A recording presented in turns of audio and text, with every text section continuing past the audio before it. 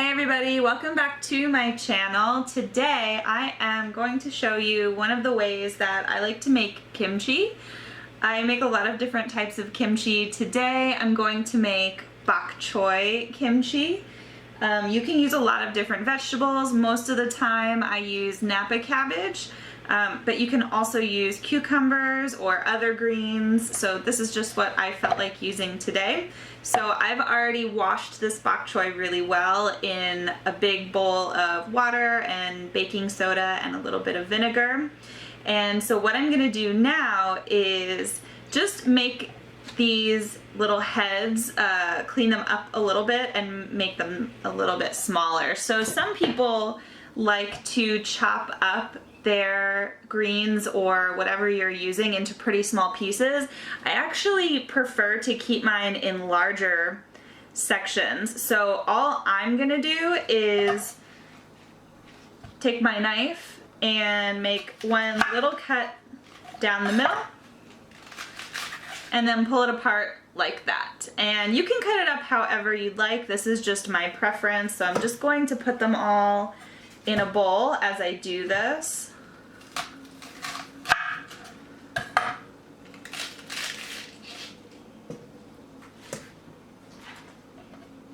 Now this one has like some stuff at the bottom that I'm just gonna trim off as well.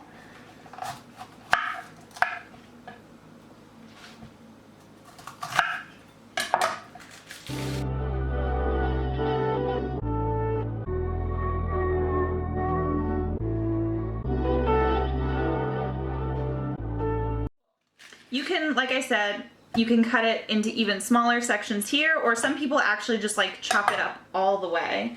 So it's just your preference. So now that I have this all chopped up, I'm just gonna take some coarse salt and I'm going to sprinkle it with a lot of salt. So basically what the salt does is it sucks out a lot of the water and it makes the greens wilt. So basically I'm just going to sprinkle it like this. And then you can turn it a little bit.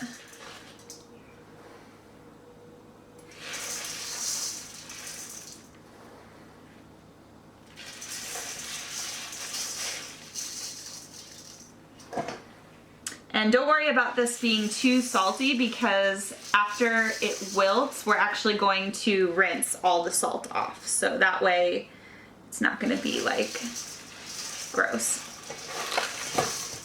Cool, so now that this is pretty coated in salt, we're actually going to just leave it for about, I'm gonna check on it in about 20 minutes and see how wilted it is at that point. And depending on how it looks, I may rotate it a little bit. I might add more salt, so we'll be back. So it's been about 20 minutes and I'm just checking on it. It's starting to wilt a little bit. I don't know if you can tell, but it definitely is getting a little bit smaller. So what I'm gonna do is just kind of flip this and mix it around a little bit. And there's definitely some water starting to build up at the bottom. To it.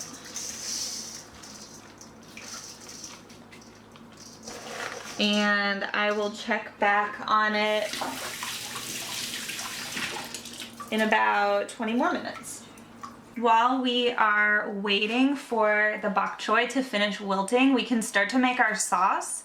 So I have 2 cups of water in this pan, and before I turn the heat on, I'm going to add in a couple tablespoons of, I'm gonna use brown rice flour. Some people use sweet rice flour, some people actually use wheat flour. I've actually tried using buckwheat flour before too, and it was good. You can use whatever kind you want. I'm pretty sure any flour will work, but this is just what I like to use. So this actually looks like maybe like 3 tablespoons, something like that. You don't need that much. And then I'm also just gonna add a couple tablespoons of brown sugar. I should also mention that I like to get a lot of sauce, or I like to make a lot of sauce so that once all of the kimchi is gone, I can use the sauce as like hot sauce. It's really yummy. So I'm probably making more than other people would like, but it just depends on your taste. So before I turn the heat on, I'm going to whisk it.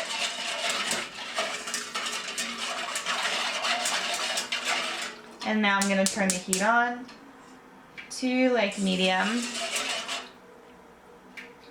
And I want this to start to bubble a little bit and thicken up. Brian Little.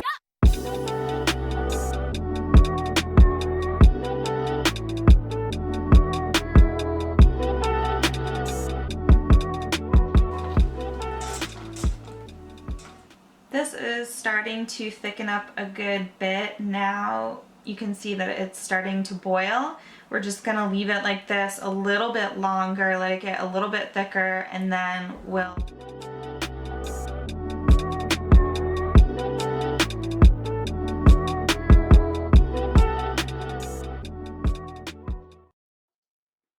okay, this is probably thick enough. I'm going to turn off the heat and I'm going to remove this from the burner and let it start to cool for a little bit while we get the rest of the sauce ready. While our thickened sweet rice water is cooling, we're going to get some things ready to put in the blender with that. So the first thing we're going to add is about 1/4 of a yellow onion, or I've used white onion before as well. I think probably either would be fine.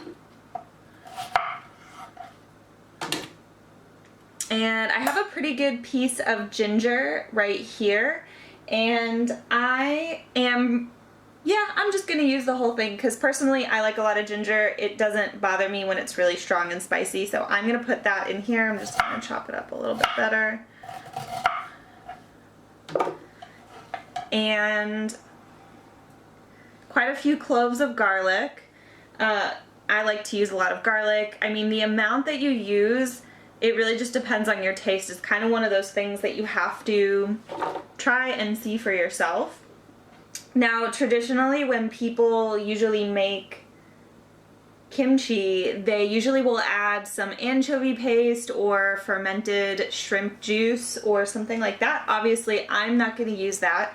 So there's two things that I add to kind of mimic that flavor a little bit. The first one is obviously going to be seaweed. Well, not obviously, but it does have that kind of briny flavor. So I like to just add, these are Atlantic dulce flakes. I think that's how you say it. Dulce, I don't know. I'm going to add a pretty big pinch of those right into the blender.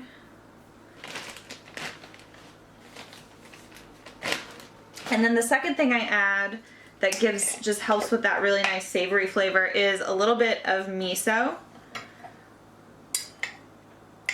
I'm gonna add in a little bit more than a tablespoon. It's like kind of salty and nice. There we go.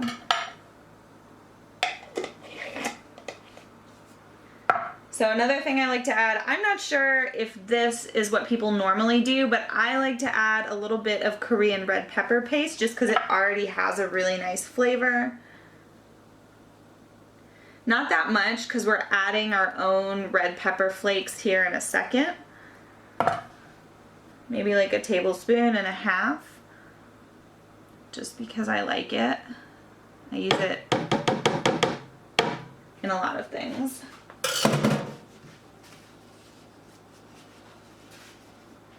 And now I'm gonna add our red pepper flakes.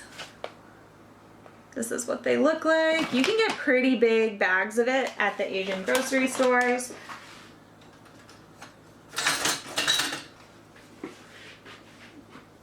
I'm going to add maybe 1/2 cup. I might add a little bit more. I haven't decided. And now we're gonna add in our sweetened rice water, which is pretty, it's still warm. That's okay.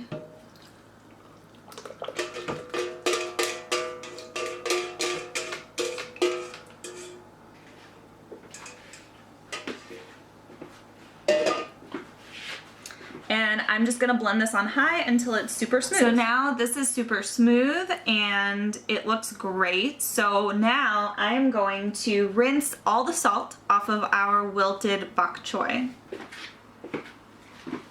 Okay, I almost forgot that I also wanted to add in some green onion and some chopped daikon radish. This is totally optional. I just prefer this. The daikon radish gives it a really nice crunch, and the green onion just tastes really good, and it also makes it look pretty.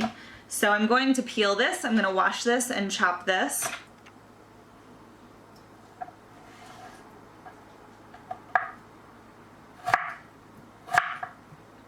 You can cut the radish and your green onion into whatever shape or size you want. It totally doesn't matter at all. This is just what I prefer.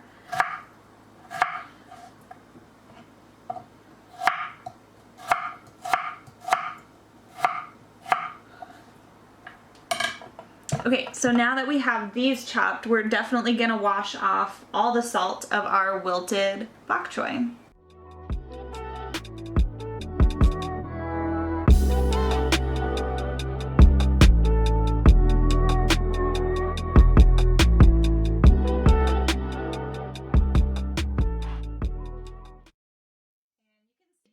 How much water came off or out of this bok choy. So I'm just gonna rinse this because we're gonna reuse it. Now in our bowl, we're going to put the green onions and the daikon radish.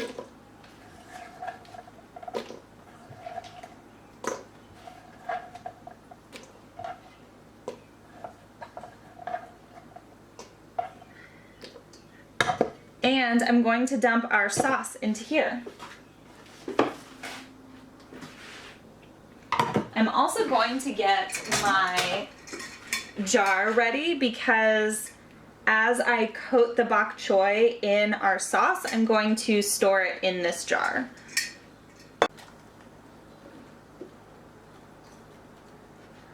If you have any cuts in your hands, you may want to wear gloves before you do this. I just put my hands right in it usually, but I have accidentally fucked myself up before.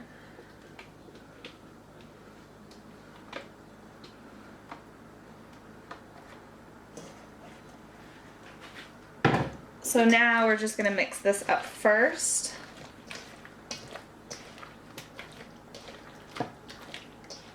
And what I'm going to do is take each piece of bok choy and I'm going to coat it thoroughly in this, and then I'm going to put it in my jar. Let's see if I can make sure you see it. Okay, so I'm gonna take a piece of bok choy like this, and I'm just gonna make sure that I kind of coat it in between the leaves in all that delicious red spicy sauce. And I kind of like to fold it over like this. Sometimes if it's Napa cabbage, I actually fold it inward like this. I don't know if there's actually anything to that, but then I'm just going to put it at the bottom of the jar like that. I'm gonna take another piece and I'm just gonna keep coating until I'm done.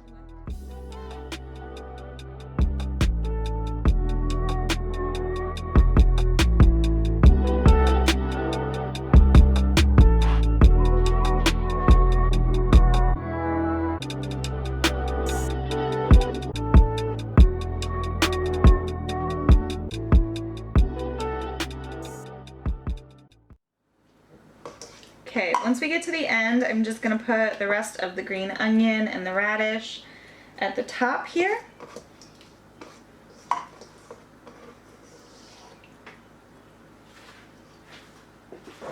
So this is our jar, and I'm gonna just clean up around the edge with a towel.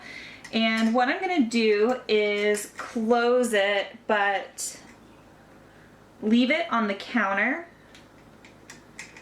for usually 1 or 2 days. Some people do longer. That's just what I prefer. I know you can leave it for a pretty long time. And what's gonna happen is it's actually gonna wilt even further, and it's gonna get like lots of liquid building up at the bottom. And what I do is after 1 day, I kind of just push it down so everything is submerged. And then I usually smell it after a couple days. If I think it smells good, then I put it in the fridge and it's done. If you want to ferment it further, you definitely can. But that is it, you guys. This is how I like to make kimchi a lot of the time. Sometimes I also add chopped up carrot, like in little matchsticks in here. But yeah, I have a recipe on my website, and I will link it down below. If you have any questions, just remember to like and subscribe to my YouTube channel and leave me a comment down below if you tried this recipe and you liked it or you hated it. Cool.